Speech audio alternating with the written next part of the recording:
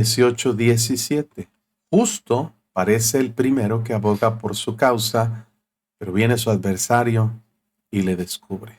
Aquí hay un principio, hermanos, que escribe Salomón con su sabiduría y algo que le costó tal vez trabajo aprender, pero con la experiencia pudo obtener, es que no siempre las cosas son lo que parecen y que a veces, hermanos, es un error, como vimos en los versículos anteriores, que es necedad y oprobio, como dice el versículo 13, al que responde palabra antes de oírle es fatuidad y oprobio.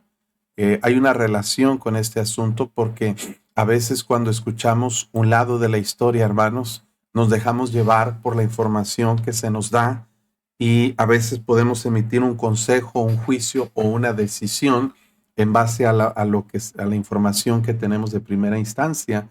Pero recuerde este principio que es una máxima en la consejería. Toda historia tiene dos versiones, al menos dos versiones. Toda historia o todo evento tiene dos lados o dos versiones. Y muchas de las veces, hermanos, vienen personas a pedir consejo, por ejemplo, matrimoniales, y viene uno de los dos. Normalmente viene la hermana, que es la que normalmente las mujeres son más humildes para buscar consejo y ayuda en sus matrimonios, son las que dan por lo general el primer paso, no siempre, pero muchas veces. Y las hermanas dan una versión de la historia y a veces hacen ver al esposo, ¿verdad?, como el peor hombre que existe, como un demonio, como el mismo anticristo, ¿verdad? Y cuentan la historia y ponen su versión como que ellas son muy inocentes, como que ellas son muy buenas, muy nobles, pero el hombre es un malvado, un perverso, un depravado. Y muchas veces uno se deja llevar por esa información. Muchas veces uno le dice, hermana, no, pues mire, vamos a hacer esto y aquello, y tomas una decisión, un consejo, pero resulta que por lo general uno ya aprende, hermanos, con la experiencia, a decirle, hermana, ¿y usted cree que su esposo quiere hablar con nosotros? Por lo general hay un poco de, pues de resistencia a ese asunto, ¿verdad? De que no quiere que se hable con el esposo, pero cuando llega el esposo, da la otra versión de los hechos y se da cuenta, hermanos, que todo lo que había dicho la hermana, por lo general, a veces no era del todo cierto. Y a veces te das cuenta que el problema no era él, sino el problema era ella. Y para eso en la consejería se necesita tener todos los lados de la historia. No solamente en aconsejar, pero también en decidir. Tomamos decisiones, hermanos, a veces de manera unilateral, con no toda la información a nuestra disposición, con no todos los elementos para tomar una buena decisión y podemos tomar una equivocación, un error, podemos hacer muchas malas decisiones. Salomón le tocó muchas veces juzgar pleitos entre personas. Por ejemplo, aquellas dos mujeres que vinieron, que es muy famoso el caso de este juicio que Salomón emite, que vinieron dos mujeres que vivían juntas y las dos tenían un bebé. Y recuerde que uno de los dos bebés murió durante la noche y las dos mujeres peleaban ser la madre del bebé que estaba vivo y no, y que la otra era la mamá del bebé que había muerto. Así que una difícil decisión, hermanos. Muchas veces a Salomón le tocó tomar decisiones para juzgar en base a lo que alguien decía, pero a veces no se daban todos los elementos. Un caso muy particular. ¿Recuerda usted, hermanos, el caso de Mefiboset? Mefiboset, hermano, fue un hombre que fue, en cierta manera, infamado por su siervo. Déjeme ver si encuentro la historia, porque es bien interesante que cuando David huye, hermanos, Mefiboset, ¿se acuerdan que no se había ni bañado ni nada? Y había quedado esperando a David. Déjeme ver si lo puedo encontrar. Mefiboset, donde... Ujú. Ok, Mefiboset es en segundo de Samuel, 16, creo que aquí está. dice, he aquí Mefiboset, que salía a recibirle con un par de asnos enalbardados, y sobre ellos 200 panes, 100 racimos de pasas, 100 panes de higo seco y un cuero de vino. Y dijo el rey a Siba, ¿qué es esto? Y Siba respondió, los asnos son, era Siba el criado de Mefiboset. Y dice, los asnos son para que monte la familia del rey, los panes y las pasas para que coman los criados, y el vino para que beban los que se cansen en el desierto. Y dijo el rey, ¿dónde está el hijo de tu señor? Preguntando a Siba por Mefiboset. Y Siba respondió al rey, he aquí, él se ha quedado en Jerusalén, porque ha dicho, hoy me devolverá a la casa de Israel el reino de mi padre. Entonces el rey dijo a Siba, he aquí, sea tuyo todo lo que tiene Mefiboset. Y respondió Siba, inclinándose, rey, señor mío, halle yo gracia delante de ti. Aquí tenemos un caso de difamación. Siba, hermanos, es una persona que hace quedar mal a Mefiboset como un traidor y toma ventaja de eso porque se le otorgan las posesiones de Mefiboset. Fue algo interesante, hermanos, porque cuando David regresa, se vuelve a encontrar con Mefiboset en capítulo 19 y le dice también Mefiboset, hijo de Saúl, descendió a recibir al rey, no había lavado sus pies, ni había cortado su barba, ni tampoco había lavado sus vestidos desde el día en que el rey salió hasta el día en que volvió en paz. Y luego que vino él a Jerusalén a recibir al rey, el rey le dijo, Mefiboset, ¿por qué no fuiste conmigo? Y él respondió, Señor, rey, señor mío, mi siervo me engañó, pues tu siervo había dicho, enalbárdame un asno, montaré en él e iré al rey, porque tu siervo es cojo, pero él ha calumniado a tu siervo delante de mi señor el rey. Mas mi señor el rey es como un ángel de Dios. Haz pues lo que bien te parezca, porque toda la casa de mi padre era digna de muerte delante de mi señor el rey, y tú pusiste a tu siervo entre los convidados a tu mesa. ¿Qué derecho pues tengo aún para clamar más al rey? Y el rey le dijo, ¿para qué más palabras? Yo he determinado que tú y Siba os dividáis las tierras. Y Mefiboset dijo al rey, deja que él las tome todas, porque mi señor el rey ha vuelto en paz a su casa. Fíjense, hermanos, qué tremendo testimonio de este Mefiboset. Era hijo de Jonatán, amigo de David. Pero vemos que una versión distorsionada de los hechos causó un conflicto que este Siba, hermanos, tomó ventaja, difamó a Mefiboset, evidentemente, y resulta, hermanos, que fue beneficiado por causa de eso. Entonces, estas cosas eran muy comunes que pasaran para los reyes, el no saber quién estaba diciendo la verdad. Por eso era muy importante conocer las versiones, los dos hechos. A veces vienen nuestros hijos acusándose unos a otros y no sabemos la información. Muchas veces en el trabajo, en los negocios, en la iglesia, hermanos, tomamos nosotros una postura y a veces nos dejamos llevar por las apariencias y nos dejamos llevar por las versiones que se nos dicen. Algo muy importante que aprender de esto, hermanos, nunca crea todo lo que escucha, no al menos sin corroborar la fuente y la información. Hoy en día a través de redes sociales, hermanos, se difunde mucha información falsa. Ayer mismo, aquí en la ciudad de Escobedo, donde estamos, aquí cerquita, hermanos, yo regresaba de la escuela y escuchaba una noticia de última hora que corrió por todo el país, hermanos, que se dijo, ¿verdad?, que una mujer estaba denunciando que una pareja había entrado a su casa, que estaba embarazada, que le habían producido o inducido el parto y que le robaron a la bebé y se la llevaron. Hermanos, hubo movilizaciones increíbles aquí en la ciudad. Hermano, cuando yo salí de aquí de la casa para ir por Samuel a la escuela, había retenes, hermanos, que tardaban como 15 minutos, estaban revisando cada vehículo, estaban revisando que apareciera la bebé, una recién nacida que se había perdido. Todo, hermano, el ejército, la policía, Guardia Nacional, todos estaban, hermano, por todos lados haciendo retenes, se hizo escándalo, se hicieron alertas Amber, se buscaron, salieron videos y un montón de cosas. Y en la noche se descubre que la mujer ni siquiera había estado embarazada, que había inventado toda la historia, que se le hicieron pruebas y se dice que ni era cierto.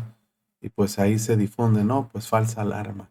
Y resulta, hermanos, que nada fue cierto. Lo que le quiero decir, hermano, que a través de la manera como vivimos hoy en día, tan ligados a la tecnología, a los medios sociales, se esparce mucha información que ni siquiera es cierta, que ni siquiera es verdad, que se va a acabar el mundo, que porque un pescadito salió a la superficie y ahí andan todos asustados, todos alarmados. Y hermano, hay mucha información que no es real, que no es confiable.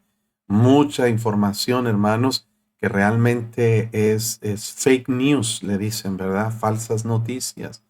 Y también, hermanos, a veces gente viene y nos dice, oye, fulanito dijo de ti, fulanito dijo aquello. No, yo soy tu amigo, yo sí te quiero ayudar. Y resulta, hermanos, que las cosas son muy diferentes a lo que nosotros suponemos. Por eso este versículo nos ayuda a tomar discernimiento cuando tomamos decisiones. Una persona con autoridad, alguien que va a dar un consejo o alguien que va a tomar una decisión. Dice, justo parece el primero que aboga por su causa, pero viene su adversario y le descubre. Hermanos, es mejor ser pacientes antes de tomar decisiones. Es mejor escuchar todos los lados, todas las versiones, y en base a toda la información, tomar una decisión, un consejo o una actitud correcta en base a los hechos. Así es de que no nos dejemos llevar por emociones y no nos dejamos llevar por primeras impresiones. Esto es muy importante desde el hogar, cuando vienen nuestros hijos y nos dicen, fulanito hizo, yo no dije, yo soy inocente. Tenemos que saber discernir y tomar decisiones correctas. Este versículo es práctico para darnos un principio de analizar todos los hechos antes de tomar una decisión. Está bueno este consejo de Proverbios, que recuerde, son consejos de sabiduría. Proverbios 18:18 dice que la suerte pone fin a los pleitos y decide entre los poderosos. Ahora, hay que tener cuidado en la interpretación de este versículo, porque no está diciendo, hermanos, que nosotros tenemos que atender o que depender del azar o de la suerte para resolver o tomar decisiones. No, tenemos que entender el trasfondo y el contexto histórico del concepto de esto de la suerte. En los tiempos bíblicos, en el Antiguo Testamento principalmente, hermanos, había una manera de consultar a Dios para decidir cosas que ellos no podían saber.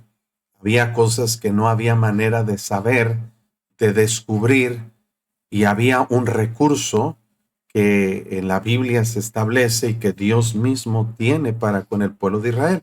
Había diferentes metodologías para hacer esto, pero era una forma de que Dios respondiera y dirigiera sobre asuntos importantes para el pueblo. Y esto se llamaba echar suertes.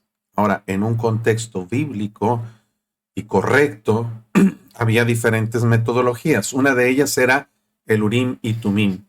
Son objetos o piedras muy misteriosas de las cuales no tenemos mucha información, pero hay referencias. Por lo general hay unas 6 referencias a este asunto. En Proverbios 28:30, Dios le dice a Moisés que se debería poner en el pectoral del juicio Urim y Tumim. Son nombres propios. Ahora, no son piedras específicamente de algún material. Solo era el nombre que se le daba a este elemento para que estén sobre el corazón de Aarón, y cuando entre delante de Jehová, llevará siempre Aarón el juicio de los hijos de Israel sobre su corazón delante de Jehová. Solamente se dice, especifica, Dios le había explicado a Moisés, Moisés le explica al pueblo y se construyen en las vestiduras sacerdotales. Cuando se llevan a cabo, le puso encima el pectoral y dentro del mismo los Urim y Tumim. Es interesante, ¿verdad?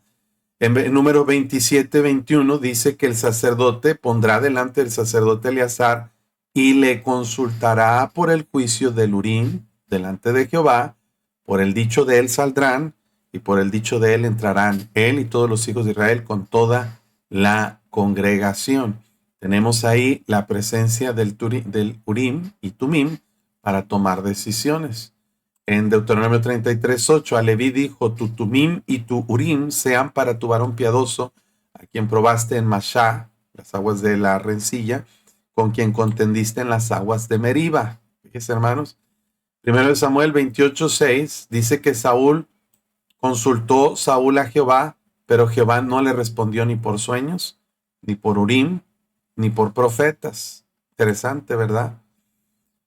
Esdras 2:63, tiempos post-exílicos, después del exilio de Babilonia. El gobernador les dijo que no comiesen de las cosas más santas hasta que hubiese sacerdote para consultar con Urim y Tumim. Entonces, también en Nehemías se cita la misma declaración. Entonces, echar suertes tenía que ver con la idea de consultar a Dios y que Dios diera una respuesta. Esta era una metodología, el Urim y Tumim. No sabemos con precisión qué era, pero la idea más consensada es que eran dos piedras. Algunos piensan que era una piedra negra y una piedra blanca, que se ponían en una bolsita y se llevaba en las túnicas de los sacerdotes. Que este Urim y Tumim era como una manera de pedir dirección a Dios y sobre hacer preguntas a Dios, hermano, específicamente sobre avanzar, sobre detenerse, sobre ir a la guerra, asuntos muy importantes, se le pedía a Dios dirección. El sacerdote que era ungido y que era el designado y que era consagrado para eso, hermanos, hacía la pregunta a Dios, metía la mano y tomaba una de las dos piedritas. Eso es lo que se supone. No hay más información que lo que acabamos de leer. Pero lo que creemos es que el sacerdote metía la manita, la mano, sacaba una piedra y si salía blanca tenía un significado y si salía negra tenía otro significado. Esa es una versión. Otros piensan que era una piedra brillante y que emitía un cierto reflejo de acuerdo al tipo de respuesta que se buscaba, ¿verdad? Positiva o negativa. Esa es otra posibilidad. Pero había otro concepto, hermanos, en la Biblia sobre echar suerte. Había otras metodologías que se utilizaban a través de ciertas cuerdas, a través, a ver, permítame nada más para investigar o checar aquí algunos versículos. Por ejemplo, en Levítico 16:8 dice, después tomarán dos machos cabríos en el día de la expiación, los presentará delante de Jehová a la puerta del tabernáculo de reunión y echará suertes Aarón sobre los dos machos cabríos. Una suerte por Jehová y otra suerte por Azazel. Había otras metodologías diferentes al Urim y Tumim para echar suertes. En Josué 17, para repartir las tierras, dice, se echaron suertes para la tribu de Manasés, porque fue primogénito de José, y así vemos, hermanos, se echaron suertes por los hijos de Manasés, y hubo repartición de tierras en base a echar suertes. Igual en Josué se repartieron las tierras de esa manera. Por ejemplo, también recuerdan cuando dice la Biblia que Saúl echó suertes para ver por causa de quién. Vamos a ver aquí, 1 Crónicas 24. Dice, estos también echaron suertes como sus hermanos, los hijos de Aarón, delante del rey David, de Sadoc, de Ahimelech, de los jefes de las casas paternas, el principal de los padres, igualmente que el menor. Saúl echó suertes para ver por causa de quién había venido un mal, ¿verdad? Cuando Jonatán rompió el ayuno que había proclamado Saúl. Igual también, hermanos, en el caso de Jonás, ¿se acuerdan que Jonás echaron suertes? Y la suerte cayó sobre Jonás porque están diciendo, a ver, ¿por causa de quién nos ha venido este mal? Y la gente estaba clamando a los dioses o a los que ellos creían que eran dioses y diciendo, pues alguien díganos por culpa de quién estamos en esta tormenta. Y las suertes cayeron sobre Jonás, ¿se acuerdan ustedes? Y resulta que pues ahora le dijeron, oye, pues tú fuiste el elegido. ¿Por qué nos ha venido este mal? ¿Quién eres? ¿De dónde eres? Jonás les confiesa, ya descubierto, que él era el responsable. ¿Se acuerdan? Con Acán también echaron suertes y la suerte cayó sobre él para entender que él era el que estaba mal y que había tomado del anatema. Entonces había una manera cómo eran guiados con este asunto de dejar el asunto a Dios y Dios respondía a través de la suerte. La última referencia en la Biblia que tenemos a este asunto de echar suertes fue cuando eligieron un sucesor la iglesia, un sucesor de Judas, uno de los 12, el que se había suicidado.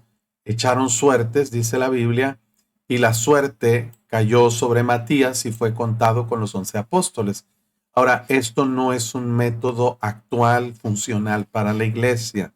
Esto fue en un tiempo, hermanos, de transición en el que la iglesia estaba conformándose. La iglesia en Jerusalén todavía no experimentaba la llenura del Espíritu Santo y la dirección del Espíritu Santo, como después lo observamos. Entonces ellos tomaron una decisión que pensaron que era adecuada, pensaron que debían sustituir a Judas, aunque Dios ya tenía un sustituto para Judas, y yo creo que era el apóstol Pablo, hay mucho debate sobre ello, pero resulta, hermanos, que ellos querían reemplazar, querían una sucesión apostólica, pero eso Dios les dice que no. ¿Por qué? Porque después mueren los otros discípulos y ya no hay sucesores para ellos. Por eso no creemos en los apóstoles hoy en día. Por eso yo no soy un apóstol, ni nadie de los predicadores que escuchamos en nuestra iglesia son apóstoles, porque los apóstoles fueron los que eligió el Señor Jesús. Y aquí se menciona los requisitos para hacer un apóstol. Era necesario que fueran personas que habían estado juntos con ellos en el grupo todo el tiempo que el Señor Jesús entraba y salía, comenzando desde el bautismo de Juan hasta el día que Jesús ascendió arriba y que hubiera sido testigo presencial de la ascensión del Señor. Eran requisitos para un apóstol y esos requisitos hoy en día nadie los cumple. Entonces, no creo yo que haya sido una decisión muy prudente de la iglesia, pero hasta cierto, porque miren, no encontramos nada de información acerca de este Matías, no se menciona nunca más. Pero el asunto es, hermanos, que es la última referencia que se usa para mencionar este asunto de echar suertes. Todo esto para explicarle qué significa este proverbio. La suerte pone fin a los pleitos y decide entre los poderosos. Hay veces que los pleitos son muy grandes, que los asuntos eran tan complicados de resolver, que lo único que se tenía que hacer es ponerlo en las manos de Dios y decirle, Señor, tú dirígenos para saber qué es lo que tenemos que hacer y tú enséñanos quién tiene la razón, a quién vamos a ayudar, a quién vamos a dejar, a quién vamos a castigar. Y muchas veces, hermanos, se usó la suerte para poner fin a los pleitos. Pero el principio puede ser aplicado. Esa es la interpretación de acuerdo al contexto histórico del concepto de echar suertes. Hoy en día, otra vez, no podemos usarlo porque ya no está vigente para nosotros hoy en día eso de echar suertes. No agarra una moneda y, Señor, si cae sol voy a la iglesia y si cae águila me voy para acá, me voy para allá o me voy cambio de ciudad. No, eso no funciona hoy en día. Hoy tenemos otras metodologías para tomar decisiones. En el Antiguo Testamento no tenían la presencia interior del Espíritu Santo morando en el creyente. Cuando Cristo, hermanos, sopla y dice recibid al Espíritu Santo, los primeros creyentes son receptores del don de la presencia del Espíritu Santo dentro del creyente. Hoy en día tenemos a Dios viviendo dentro de nosotros. Somos templo del Espíritu Santo, morada de Dios. Y hoy en día Dios nos da el Espíritu Santo dentro de las facultades y cosas que hace como Dios en el creyente, es guiarnos a la verdad, es dirigirnos, y es impresionante en el libro de Hechos cómo vemos la transición de una iglesia echando suertes para tomar una decisión, y en el capítulo 2 son todos llenos del Espíritu Santo, y eventualmente, hermanos, van siendo guiados por el Espíritu Santo. Más adelante encontramos todas las decisiones guiadas por el Espíritu Santo. El Espíritu Santo lleva a Felipe y lo pone en el desierto, y el Espíritu Santo le dice, acércate a ese carro. El Espíritu Santo lo lleva a una ciudad, a Soto, y luego lo lleva a diferentes lugares a predicar el Evangelio. Pablo quiere ir a predicar a Asia, y el Espíritu Santo no se lo permite, se lo prohíbe.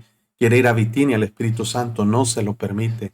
El Espíritu Santo lo guía para predicar en Macedonia. Lo va guiando paso a paso, hermanos. Hoy en día no se echan suertes. Hoy en día tenemos la presencia de Dios para guiarnos y poner fin a todas las dudas o conflictos que nosotros pudiéramos tener.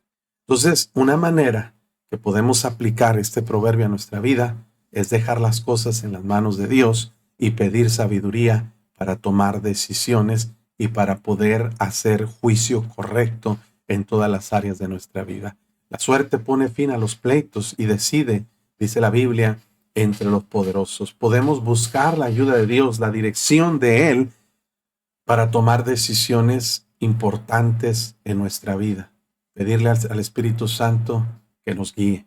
Pedirle a Él que nos enseñe, que nos instruye, que nos enseñe a tomar decisiones. En 1 Corintios capítulo 6, Pablo trata un asunto con la iglesia de Corinto. Los hermanos estaban peleando entre ellos y esto es algo importante. Dice, ¿osa algunos de vosotros cuando tiene algo contra otro ir a juicio?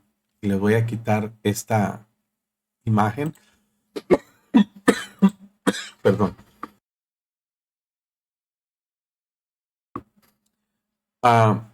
Ok, aquí estamos. Dice, ¿osa alguno de vosotros cuando tiene algo contra otro ir a juicio delante de los injustos y no delante de los santos? ¿O no sabéis que los santos han de juzgar al mundo? Y si el mundo ha de ser juzgado por vosotros, ¿sois indignos de juzgar cosas muy pequeñas? Gracias. ¿O no sabéis que hemos de juzgar a los ángeles? ¿Cuánto más las cosas de esta vida? Si pues tenéis juicios sobre cosas de esta vida, ¿ponéis para juzgar a los que son de menor estima en la iglesia? Para avergonzaros lo digo. ¿Pues qué? ¿No hay entre vosotros sabio, ni aun uno, que pueda juzgar entre sus hermanos, sino que el hermano con el hermano pleitea en juicio, y esto ante los incrédulos? Así que, por cierto, es ya una falta entre vosotros que tengáis pleitos entre vosotros mismos. ¿Por qué no sufrís más bien el agravio? ¿Por qué no sufrís más bien el ser defraudados? Pero vosotros cometéis el agravio y defraudáis, y esto a los hermanos. ¿No sabéis que los injustos no heredarán el reino de Dios? No erréis, ni los fornicarios, ni los idólatras, ni adúlteros, ni afeminados, ni los que se echan con varones, ladrones, avaros.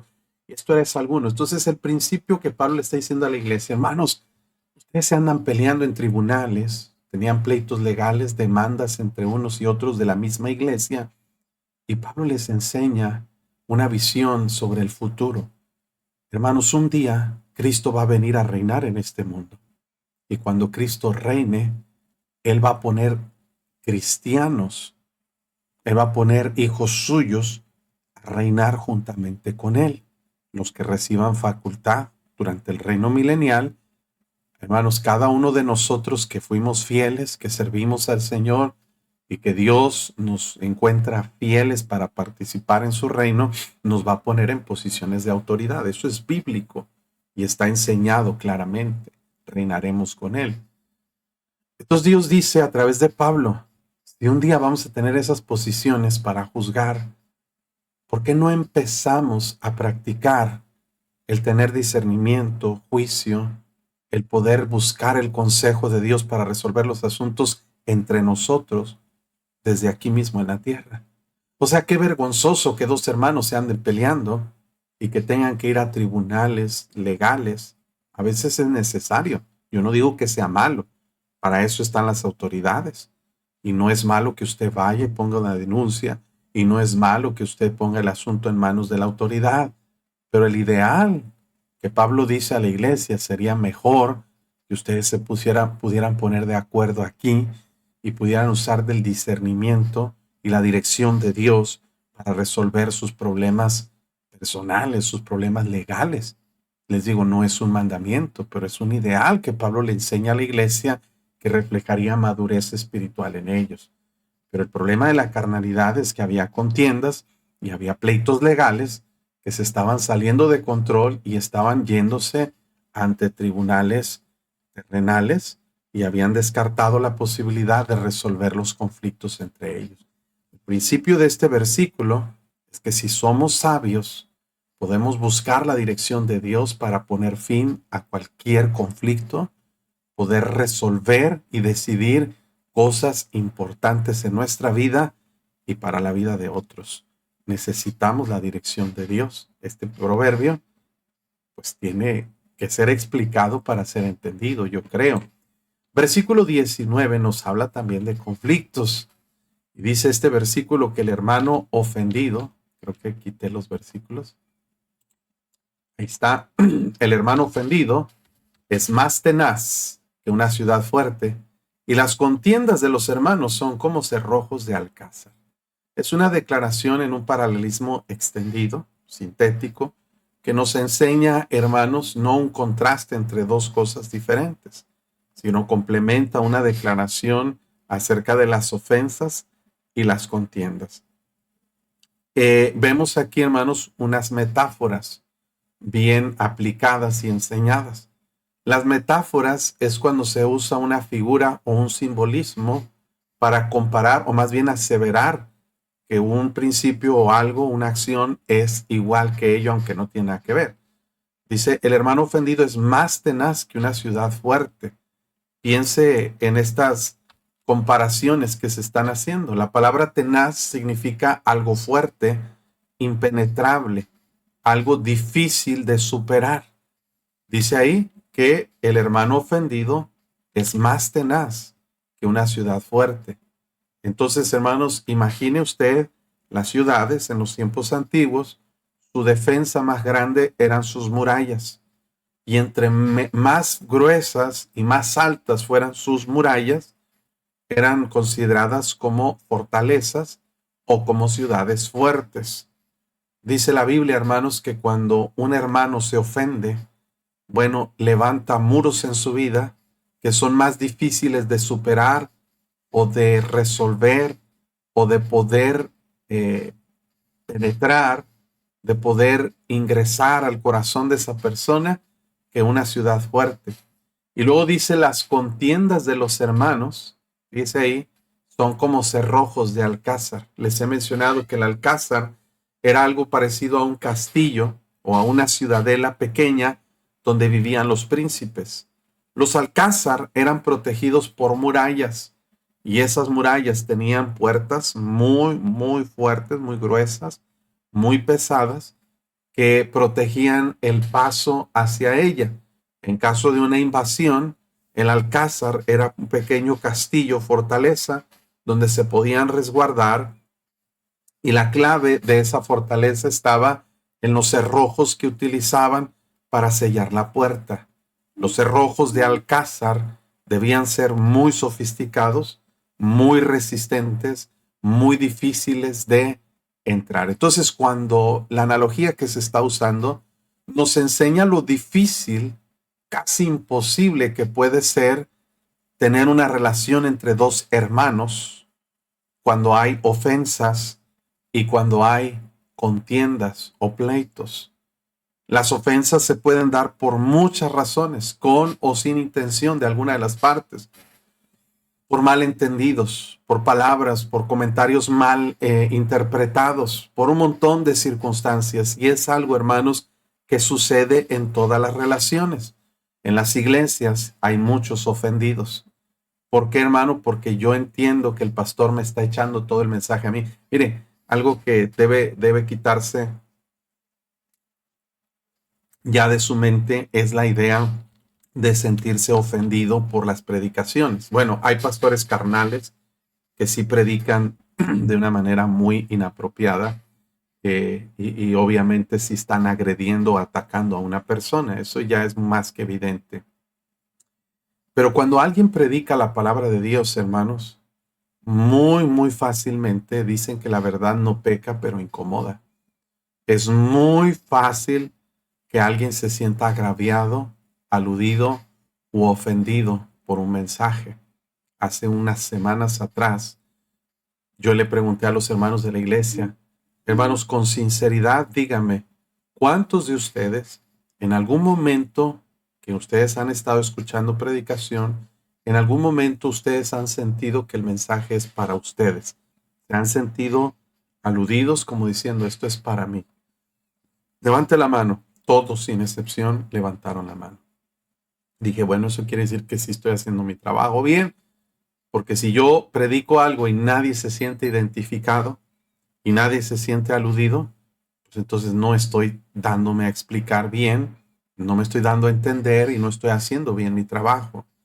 Si usted va a una iglesia, eventualmente usted va a escuchar un mensaje que va a sentir como que es para usted. Dele gracias a Dios. No se sienta ofendido. Pero la gente se ofende por la predicación. La gente se ofende en la iglesia, hermanos, a veces por comentarios o actitudes de otras personas. ¿Cómo somos, hermanos, nosotros muy consistentes en mirar y escuchar lo que otros hacen y dicen? Somos muy dependientes de la opinión de otros. Y hay mucha gente que viene conmigo, pastor, es que siento que lo que yo hago a nadie le agrada, siento que los hermanos, siento que esto, siento que aquello. Ya deja de mirar a los hermanos. Pon tus ojos en Cristo. Cuando cuando Pedro le dice, Señor, sígueme, y Pedro le dice a Jesús acerca de Juan, ¿y qué de este? Y Jesús le dice, si yo quiero que él quede hasta que yo venga, ¿qué a ti? Sígueme tú. Deja de pensar y poner tu mirada en otros. Deja de estar viendo lo que otros hacen, lo que otros dicen, y pon tus ojos en Cristo. Ten una relación personal tú con el Señor y no dependas de lo que otros hacen o lo que otros dicen. Hermanos, si somos sensibles, si somos nosotros demasiado considerados con nosotros mismos, es muy fácil que nos ofendamos. Es muy fácil que nos desanimemos. ¿Por qué, hermanos? Porque nada más estamos pensando cómo nos tratan, cómo nos hablan, cómo nos ven, quién me saluda, quién no me saluda, quién me tuerce la boca, quién me hace ojos, quién me aplaude, quién no me reconoce. Y eso, hermanos, es mucho egoísmo que nosotros manifestamos, pero también mucha carnalidad y mucha inmadurez espiritual. El hermano ofendido es más tenaz que una ciudad fuerte, y las contiendas de los hermanos como cerrojos de alcázar. Como cristianos debemos aprender a tomarnos menos en cuenta a nosotros mismos. Dice la Biblia, haya pues en vosotros este mismo sentir que hubo también en Cristo, el cual siendo en forma de Dios, él no estimó o no escatimó ser igual a Dios como cosa a que aferrarse, sino que se despojó a sí mismo, tomando forma de siervo, hecho semejante a los hombres, y estando en la condición de hombre, se humilló a sí mismo, haciéndose obediente hasta la muerte y muerte de cruz. Mire, hermano, Jesús nunca se sintió ofendido ni enojado por lo que la gente le decía. Y mire que le decían. A Jesús le decían endemoniado, lunático, le decían hijo de fornicación, le insinuaban, hermanos, que era un hereje, que era de lo peor, amigo de publicanos y de pecadores, que quebrantaba las leyes, que estaba echando demonios fuera por causa de Belcebú. Si Jesús fuera como nosotros, hermanos, imagínense, no, yo ya me voy. No, no, no, no hay, dice a lo suyo vino y los suyos no le recibieron. Su propio pueblo, su propia gente lo criticaba, lo humillaba, lo menospreciaban, lo azotaron, le escupieron el rostro, lo crucificaron. Y mire, hermano, él se mantuvo firme porque él tenía una meta que cumplir, tenía un propósito que lograr. Pero muchas veces nosotros somos bien delicados, no soportamos nada. Por causa, hermanos, de tanto afecto y aprecio que tenemos a nosotros mismos, somos muy fáciles de ofender. Y cuando alguien nos ofende, hermanos, nos ponemos duros, impenetrables, nos ponemos, hermanos, inaccesibles con otra gente como una ciudad fuerte. Y las contiendas que tenemos con otros hermanos son como un cerrojo de alcázar. Debemos evitar las contiendas y debemos evitar las ofensas, tanto nosotros ofender, porque Santiago dice que todos ofendemos muchas veces. Si alguno no ofende en palabra, este es varón perfecto, capaz de refrenar también todo el cuerpo. Debemos aprender a cuidar nuestras palabras y debemos aprender a no ser tan sentidos, hermano. Ya va siendo tiempo que maduremos, que crezcamos. A un bebé tú nomás lo miras feo y le dices, no. Y el bebé luego empieza a llorar, luego empieza a hacer pucheros. Hay cristianos que así son. Nomás porque alguien les habla o no les dice o no les atiende, porque no les saluda, ya se sienten mal. Alguien no se comió mis tamales que yo llevé, alguien no me dijo que mi comida estaba rica, alguien no me visitó, alguien no me ayudó, alguien no me llamó por teléfono, pura inmadurez espiritual. Hermano, ya dejemos de ser bebés en Cristo y seamos soldados del Señor. Imagínense un soldado, hermanos, que no va a la guerra. Un soldado que está llorando porque el comandante le habló feo, porque el general le dio instrucciones y le levantó la voz. No, hermanos, ¿en qué manos estaría nuestro ejército y la seguridad de nuestra nación? Imagínense en qué manos está el cristianismo y la tarea de alcanzar el mundo con el evangelio. En un montón de bebés que nos ofendemos y que nos estamos peleando unos a otros a cada rato. Pura carnalidad, hermanos, debemos cambiar nuestra mentalidad. Y este versículo 19 nos enseña lo difícil que es tratar las ofensas y las contiendas cuando surgen entre personas. Versículo 20 sigue hablando de lo importante que es, hermanos, la manera de hablar. Del fruto de la boca del hombre se llenará su vientre, se saciará del producto de sus labios. En otras palabras, está diciendo, nuestras palabras van a ser como semillas que sembramos y, hermanos, el fruto que vamos a recoger de esas palabras va a llenar nuestro vientre. Está hablando en un sentido simbólico, en un sentido, hermanos, literario, en un sentido metafórico, para enseñarnos, hermanos, que vamos a recibir de acuerdo a lo que nosotros hablamos. Por nuestras palabras seremos juzgados, seremos, dijo el Señor, por vuestras palabras seréis justificados o por vuestras palabras seréis condenados. Pero de toda palabra ociosa daremos cuenta en el día del juicio. Del fruto de la boca del hombre se llenará su vientre, se saciará del producto de sus labios. Lo que vamos a enfrentar en nuestra vida muchas veces va a ser reflejo de la manera y las cosas que nosotros hablamos. Este versículo, hermanos, nos habla mucho de la importancia de cuidar nuestras palabras. También el versículo 21, la muerte y la vida están en poder de la lengua. El que la ama comerá de sus frutos. Otra vez nos enseña el poder tan grande. Este pasaje ya lo habíamos citado en varias ocasiones cuando hablamos del poder de la lengua. La lengua tiene poder para dañar, para edificar, tiene poder, hermanos, para hacer cosas buenas y cosas malas. Dice la Biblia, hay hombres cuyas palabras son como golpes de espada, la lengua de los sabios es medicina. Nuestras palabras pueden herir o pueden sanar. Nuestras palabras pueden derribar o pueden edificar. Nuestras palabras pueden animar o pueden desanimar. Hay mucho poder en las palabras, pero incluso, dice la Biblia, la muerte y la vida están en poder de la lengua. Hay personas que han muerto, hermanos, por declaraciones o palabras que alguien más dice o ellos mismos. ¿Cuántas personas no han sido asesinadas por hablar de más o hablar mal sobre alguien? Recuerdo que la historia de Jezabel, cuando su esposo Acab quería una viña de un hombre llamado Nabot, Acab viene frustrado porque Nabot no le quiso vender su viña y él estuvo en lo correcto. Y Jezabel dice, mira, vas a ver quién es el rey, ¿verdad?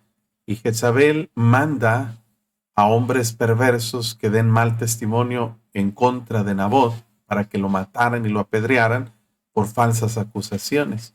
El mismo Señor Jesús, hermano, fue condenado, juzgado injustamente por testimonio torcido y malvado de personas que hablaron cosas que no debían hablar. La muerte y la vida están en poder de la lengua, y el que la ama comerá de sus frutos. Si usted ama la sabiduría, si usted ama la manera de hablar correcta, usted va a recibir frutos deleitosos, va a recibir cosas agradables en su vida. No hay como una persona, hermanos, que sabe cuidar sus palabras y enfrenta una vida sin conflictos, sin, hermanos, estrés de estar hablando y cuidando sus palabras porque pues lo que dijo no sabe cómo va a resultar, cómo se va a entender. La manera de hablar es muy importante. Ya habíamos hablado sobre esto. Quiero terminar con el capítulo y voy a avanzar a esta porción. Versículo 22 dice, el que haya esposa haya el bien y alcanza la benevolencia de Jehová. Por implicación, hermanos, está hablando de una esposa que es sensata, de una esposa que es sabia, de una mujer que es virtuosa, porque dice la Biblia que la mujer virtuosa es corona de su marido. Y hay muchas bendiciones y beneficios que una buena esposa trae a la vida de una persona. En muchas maneras yo puedo dar testimonio de este versículo, porque hallar una esposa buena, hermanos, es una bendición muy grande. Dice la Biblia, hermanos, que de Jehová es la mujer virtuosa. Mire, Déjeme busco, está en Proverbios. A ver si lo encontramos. Ok, Proverbios. Aquí lo tenemos. Deme un segundito. Aquí lo estoy buscando. Dice,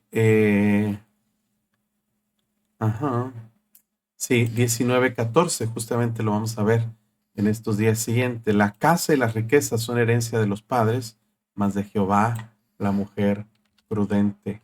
Es decir, los padres pueden heredarle a los hijos una casa, pueden heredarles riquezas, pero solo Dios puede ayudarnos para encontrar una buena esposa. Hallar una buena esposa es mejor que hallar un tesoro, dice Proverbios 31, mujer virtuosa, ¿quién la hallará? Porque su estima sobrepasa largamente la de las piedras preciosas. Y la distinción de una mujer valiosa, de una mujer virtuosa, es una mujer que es sabia, que es sensata, que es prudente, una mujer que es ayuda idónea. Y esto, hermanos, no es fácil de encontrar y no es fácil de tener, pero cuando tú lo tienes, hermano, te vuelves la persona más feliz y la persona más dichosa que haya que hay en este mundo. Porque dice, alcanzas la benevolencia de Jehová. Todo varón, hermanos, que tenemos una buena esposa, podemos dar testimonio de la bendición tan grande que es vivir con una mujer que es sabia, que es temerosa de Dios, que tiene, hermanos, que es confiable, como describe Proverbios 31, una mujer que es trabajadora, que es esforzada, que es respetuosa, que se somete a su esposo. Qué difícil hoy en día es encontrar una buena esposa. Hoy en día, hermanos, con todas las ideologías y todo el feminismo y con todas las filosofías que están surgiendo en la sociedad, encontramos, hermanos, que hay hombres desdichados, miserables, y dice la Biblia que la mujer que es insensata, que es necia, es como carcoma de los huesos. Y yo sé, hermanos, que muchos pensarán, ese programa es machista, quiere a la mujer como un objeto, para nada. Dios da al hombre instrucciones para amar a su esposa como Cristo amó a la iglesia. Dios le manda tener honor a la mujer como a vaso más frágil, como a coherederas de la gracia de la vida, pero también da instrucciones, hermanos, cómo atenderla, cómo cuidarla, cómo mirar por ella, proveer sus necesidades. ¿Por qué? Porque la mujer sensata, prudente, sabia, es una gran bendición a la vida de una persona. Fíjense, hermanos, mucho se equipara en la Biblia o se compara las relaciones humanas con la manera como Dios se relaciona con nosotros. Por ejemplo, identifica en la Trinidad a Jehová, a Dios el Padre, le pone como el padre de familia, asimilando una familia. El Hijo es presentado Jesús como el Hijo, pero se presenta al Espíritu Santo como el Consolador, como el llamado al lado. Y la palabra consolador en griego es la palabra eser en hebreo, y la palabra eser es la palabra que Dios usa cuando dice, no es bueno que el hombre esté solo, le haré ayuda idónea para él. La palabra ayuda idónea se refiere, hermanos, a alguien llamado a su lado para apoyarle, consolarle, animarle y hacer equipo con él. Y es lo que el Espíritu Santo hace en nuestra vida. Qué gran bendición, hermanos, es una esposa que cumple su papel como buena mujer, como mujer virtuosa, pero qué terrible es tener una esposa que es iracunda, que es insensata. La mujer sabia edifica su casa, la necia con sus manos la derriba. La mujer necia, hermanos, es una persona que es poco confiable, una persona, y Proverbios la define como tal. Fíjense, hermanos, déjeme, pongo aquí, Proverbios 14:1 dice que la mujer sabia edifica su casa, mas la necia con sus manos la derriba. Mujeres iracundas, rencillosas, mujeres, hermanos, necias, mujeres, hermanos, insensatas. Y hay muchos adjetivos que se usan para describir a una mujer, hermanos, con quien nadie quiere vivir. Dice la Biblia, mejor es vivir en un rincón del terrado que casa espaciosa llena de contiendas. Dice la Biblia que mujer rencillosa, iracunda y gotera continua son similares. que mejor es vivir en el desierto donde no hay agua que con mujer rencillosa e iracunda. Así es de que, hermanos, si usted tiene una buena esposa, dele gracias a Dios por ella y ore por ella. Si usted piensa es que mi esposa no es así, no es sabia, no es sensata, ore por ella. Ore al Señor, hermanos. Vayan más fieles a la iglesia para que ella pueda escuchar, aprender y pueda tomar decisiones sensatas para hacer cambios en su vida. Y hermanas que escuchen, traten de ser una bendición a la vida de sus esposos. No seamos egoístas pensando, pues primero que él cambie. No, alguien tiene que cambiar primero. Alguien tiene que ser el espiritual en la casa.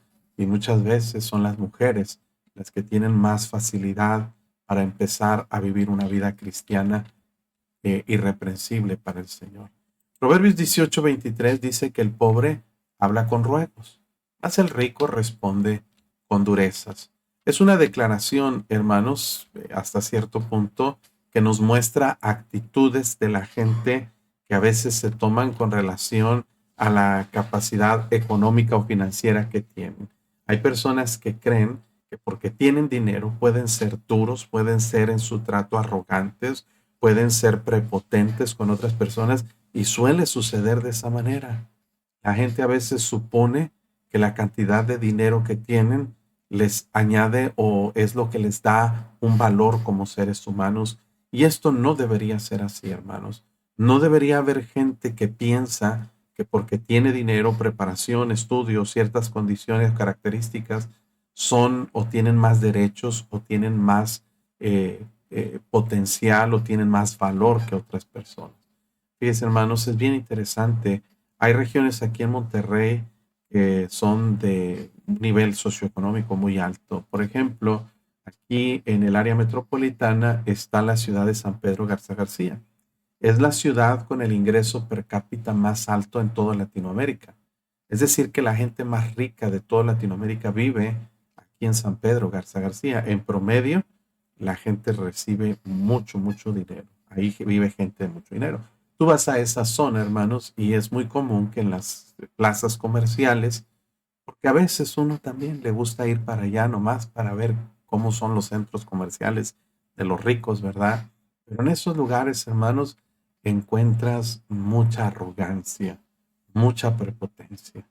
Mucha de la gente que tiene dinero, hermanos, te miran con desprecio, te miran como si no vales nada. Se sienten con derecho de estacionarse en los mejores lugares, de no hacer filas, de que se les dé la atención más alta, más... ¿Por qué? Porque yo soy fulano de tal. Y hasta dicen, no sabes con quién estás hablando. No, no sé con quién estoy hablando. Pero resulta que ellos piensan, yo tengo dinero, por eso valgo más. Y eso, hermanos, ante los ojos de Dios, no vale absolutamente para nada. De hecho, en la perspectiva de Dios, son más bienaventurados los pobres que los ricos, porque dice la Biblia, bienaventurados los pobres en espíritu, porque ellos serán saciados. Hermanos, una persona humilde vale más que una persona que sea rica y necia o arrogante. De hecho, el dinero no debería hacer valer más a una persona que a otra, pero ante los ojos de Dios es más estima la humildad que la arrogancia. No es el dinero, es la actitud. Creo que eso es el mensaje y la enseñanza de este versículo. Lo importante no es cuánto tienes, sino la actitud que tú tienes. Dice, no, es que el dinero cambia a la gente. Yo francamente no creo que así sea. El dinero no cambia a la gente. El dinero lo que hace es revelar lo que hay en el interior de la gente y que a veces, hermanos, está ahí escondido, pero el dinero lo que hace es reflejar y exteriorizar lo que hay en el interior de la persona. No seamos arrogantes, no seamos prepotentes. No importa cuánto dinero tengamos, siempre debemos mantener la humildad. Y para con Dios, hermanos, igualmente. Y el último versículo de este capítulo nos habla sobre la amistad. El hombre que tiene amigos ha de mostrarse amigo y nos dice el valor tan grande que hay en la amistad. Dice, amigo, hay más unido, hermanos, que un hermano. Fíjense, hermanos, la palabra amigo es una palabra muy mencionada en la Biblia y fíjense, hermanos, que es algo que tiene un valor intrínseco muy grande. La amistad puede ser un tesoro grande hacia las personas. La amistad, hermano, puede tener y aportar un valor muy grande a la vida de la gente. Una de las riquezas más grandes que tenemos en este capítulo es una mujer sabia, una buena esposa, el que haya esposa haya el bien, y ella se vuelve tu mejor amiga, y es un tesoro maravilloso. Pero otro grande tesoro que tenemos espiritual en nuestra vida es tener buenos amigos. Fíjese, hermanos, dice Proverbios 17:17 que en todo tiempo ama el amigo y es como un hermano en el tiempo de la angustia. Fíjese, hermanos, es algo que debemos apreciar y valorar y tratar de buscar en nuestra vida. Debemos tener amigos. Debemos buscar cuidar esos amigos y aportar a su vida igual que recibir de ellos, hermanos. Fíjese, hermanos, Proverbios 27:9, porque dice que el ungüento y el perfume alegran el corazón y el cordial consejo del amigo al hombre. Andábamos caminando por una plaza comercial con un hermano que me está escuchando ahorita y el hermano me dice, oye, vente, vamos a una tienda de perfumes. Y le digo, ¿a qué? Dice, vamos a oler el perfume que usa el Canelo Álvarez. ¿Sí? Dice, sí, yo escuché cómo se llama. Y fuimos a una tienda, hermanos, de perfumes muy caros, muy sofisticados, ¿verdad? Y preguntamos, bueno, yo no sabía, pero él preguntó por ese perfume. Y nos lo enseñaron, y nos dejaron olerlo, y nos dejaron echarnos perfume carísimo, carísimo. Inalcanzable para nosotros. Una botellita así valía 120, $150, no sé. Bien poquito, ¿verdad? Pero obviamente no lo compraríamos. Pero olerlo, hermano, oh, qué rico huele. Un perfume árabe muy rico, muy sofisticado, muy... Dijo el nombre, ¿verdad? No me acuerdo. El ungüento y el perfume alegran el corazón. Cuando lo hueles, qué rico huele, ¿verdad? Y hasta estabas ahí tallándote para que se te impregnara el olor. Pero Dios usa esa referencia para enseñarnos lo deleitoso que puede ser cuando tienes un amigo que te da un consejo cordial. No quiere decir necesariamente que sea amable, sino que es una cortesía que tiene para contigo tomarse el tiempo de reprenderte o de darte un consejo. Cuando tienes amigos, alcanzas bendiciones porque el amigo es un hermano en tiempo, como un hermano en tiempo de angustia y es alguien que te aconseja, que te instruye, que te dice las cosas realmente como son. Por eso dice el versículo 10, no dejes a tu amigo, ni al amigo de tu padre, ni vayas a la casa de tu hermano. Fíjate, Dios está diciendo, no dejes. Si tú tienes un buen amigo que te aconseja, no lo dejes, no lo pierdas. No dejes que un chisme, no dejes que una circunstancia difícil pueda alejarlos o un chisme. Proverbios 27:17 dice que hierro con hierro se aguza, así el hombre aguza, es como afilar el rostro de su amigo. Un verdadero amigo es alguien, hermanos, escucha, que te aconseja, es alguien que busca tu crecimiento, no el de él, el tuyo, que se preocupa por ti. La semana pasada tuve el privilegio de visitar a mi amigo Roger, allí en Nashville. Cuando yo llegué ahí, hermanos, él está empezando a pastorear, tiene ahí como un año. Y mi deseo era aportar a mi amigo valor y darle un impulso para que él crezca en su liderazgo. Yo he estado pastoreando por casi 20 años ya, 15 años en esta iglesia y he estado ministrando y sirviendo al Señor tiempo completo por más de 20 años. Algo he aprendido, a la buena y a la mala. Y hay cosas y consejos que yo puedo aportarle a mi amigo que apenas tiene un año pastoreando, porque yo quiero hacer que su ministerio crezca, que alcance su potencial. Y si algún día mi amigo Roger, por ejemplo, hermanos, crece y tiene más gente que nosotros, no me va a dar coraje, no me va a dar orgullo y no me va a dar celos, me va a dar gusto, porque su éxito es mi éxito, ¿me entiende? Yo me gozo porque lo amo y yo quiero que esa persona sea mejor que yo y aportar a su vida todo lo que yo pueda. Si puedo aportar experiencia, conocimiento, consejos, eso es un buen amigo.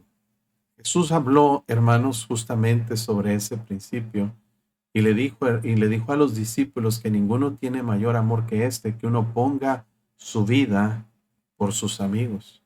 Y eso es algo, hermanos, que no cualquiera estaría dispuesto a hacer. Un verdadero amigo es alguien que sabes que hasta daría su vida por ti. Piense en un segundo, hermanos, y por un minuto, piense usted en esto.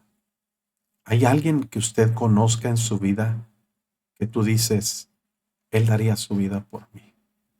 Piénselo por un segundo. ¿Sabe qué, hermanos? Es difícil encontrar, aparte del Señor Jesús, que es nuestro amigo, encontrar a alguien en tu vida que tú dices, él daría su vida por mí. Es difícil, muy difícil, casi imposible. La mayoría de nosotros, estoy seguro que pensamos, yo creo que nadie daría su vida por mí. Ahora, déjeme se los volteo, porque dice que el hombre que tiene amigos ha de mostrarse amigo. La pregunta no es, ¿quién lo haría por ti? La pregunta sería, ¿por quién tú estarías dispuesto a hacerlo? ¿Por quién tú estarías dispuesto a dar tu vida? Porque eso es lo que dijo Jesús. O sea, en otras palabras, Jesús le está diciendo a sus discípulos, miren, yo sé que ninguno de ustedes daría ahorita su vida por mí. ¿Por qué? Porque cuando aprendieron a Jesús, ¿qué pasó? Dijo, todos ustedes se escandalizarán de mí esta noche. Y aún Pedro que viene, al Señor, aunque todos se escandalicen, yo no. Y aún si me fuera necesario morir por ti, lo haré. Y Jesús dice, Pedro, mira, el gallo no va a cantar sin que me niegues 3 veces que me conoces. Y Pedro, no, Señor, estás equivocado, yo te amo más que estos. Y a la mera hora de los trancazos, Pedro por una mujer salió intimidado y salió huyendo. Ese es el punto. Jesús dijo, ninguno de ustedes daría su vida por mí, pero yo sí doy mi vida por ustedes.